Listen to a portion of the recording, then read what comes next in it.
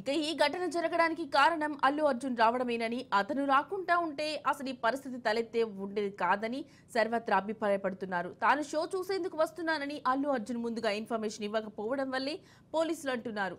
మరోవైపు తాను ముందుగానే పోలీసులకు ఇన్ఫార్మ్ చేశానని, పోలీసుల వైపు నుంచి కూడా క్లియరెన్స్ కూడా వచ్చిందని, ఈ ఘటనలో తాను కేవలం నిమిత్త మాత్రుడినని అర్జున్ చెబుతున్నాడు.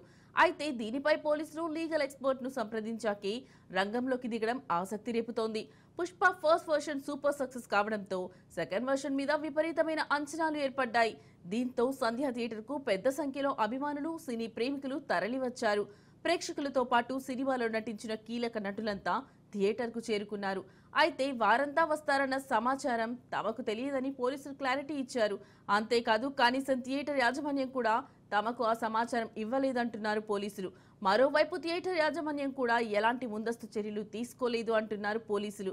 ఎంట్రీ ఎగ్జిట్లలో కూడా ఎటువంటి ప్రత్యేక ఏర్పాట్లు చేయలేదంటున్నారు.